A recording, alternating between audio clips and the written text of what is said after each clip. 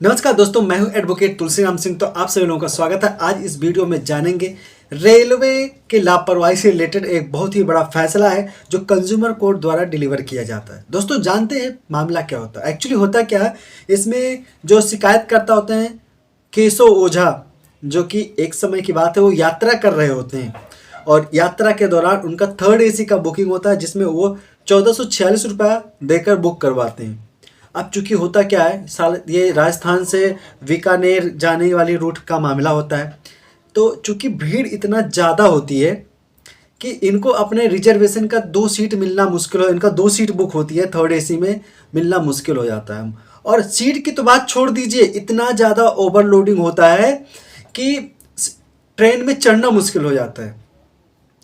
बड़ी मुश्किल से आधा रास्ता कटने के बाद में, और भी रात्रि का समय होता है, टीटी से बार बार कोशिश करने के बाद, रिक्वेस्ट करने के बाद लास्ट में जाकर आधी रात में, आधा सफ़र तय होने के बाद में जब एक सीट केशव ओझा को मिलती है तो उसी पे किसी तरह दोनों लोग बैठ के जाते हैं। कई बार वहाँ पे शिकायत भी किया जाता है, जो वहाँ पे रेलवे के स्टाफ होते हैं उनसे शिकायत की जाती है, सीट दिलवाने की बात की जाती है, खासतौर पर टीटी से भी की जाती है, लेकिन कोई किसी भी तरह से कोई मदद नहीं करते हैं। और जो एक सीट होती है, चूंकि इन जो केशव ओझा जी की जो सीट होती है वो 2 सीट रिजर्व होती है, लेकिन एक ही सीट उनको प्रोवाइड हो पाता है बड़ी मुश्किल से। बाद में जो रेलवे पोर्टल होता है, रेलवे सेवा पोर्टल होता है, वहाँ पे भी कंप्लेन करते हैं, लेकिन वहाँ से भी कोई रिलीफ नहीं मिलता है। किसी तरह होते करते यात्रा तो ये अपनी ख़त्म कर देते हैं। उसके बाद में केशव ओझा यानी कि जो शिकायतकर्ता होता है, रेलवे के अगेंस्ट कंज्यूमर कोर्ट में केस डालता है। केस डालने के बाद में चूंकि जो रेलवे होती है वो साफ साफ इनकार कर देती है। शिकायतकर्ता केशव ओझा द्वारा कई सारे आरोप लगाए जाते हैं रेलवे पर। नंबर 1, तो सीट ऑलरेडी रिजर्व होती है इनके नाम से, इनके परिवार के नाम से, उसको रेलवे इनको दिलाने में असमर्थ होता है। नंबर 2, एसी ठीक से काम नहीं कर रही होती है।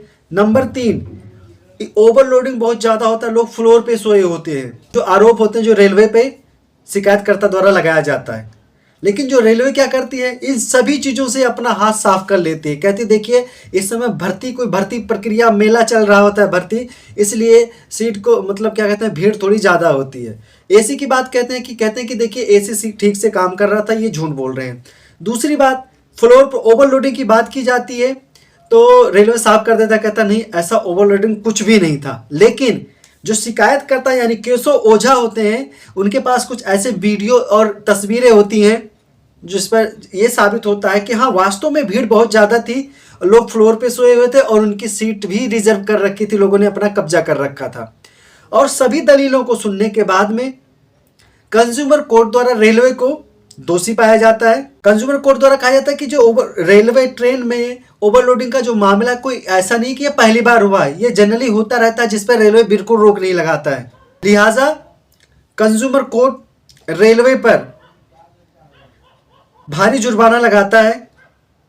और जुर्माना क्या लगाता है एक बार ये जान लेते हैं। 10,000 रुपया मुआवजा शिकायतकर्ता को देने की बात कही जाती है रेलवे द्वारा, और साथ में 5,000 रुपया लिटिगेशन चार्जेस देने की बात कही जाती है। यानी टोटल 15,000 रुपया जुर्माना रेलवे पे लगाया जाता है। दोस्तों याद रहे, आप हर कोई कंज्यूमर होता है, मैं अपने हर वीडियो में बोलता हूँ, खासतौर पर जो कंज्यूमर से रिलेटेड होता है कि हर कोई व्यक्ति कंज्यूमर है।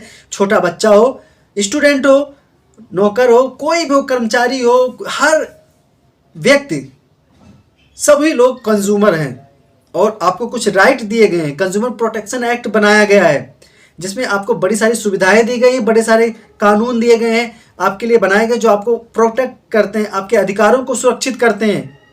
ज़रूरत है अपने अधिकारों को जानना, और उन अधिकारों को अगर आपको नहीं दिया जा रहा, उसका कोई उसको छीन रहा है, तो उसके लिए ज़रूरत है फाइट करना, उसके लिए लड़ना।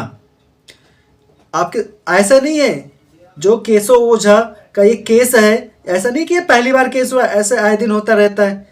सीट रिजर्व कर लो, अब बेचारा जो रिजर्व करता है वो खड़े खड़े जाता है या आधा ऐसे चिपक के बैठता है, और या भी ऐसे भी होता है जो उनको सीट ही नहीं मिलती है।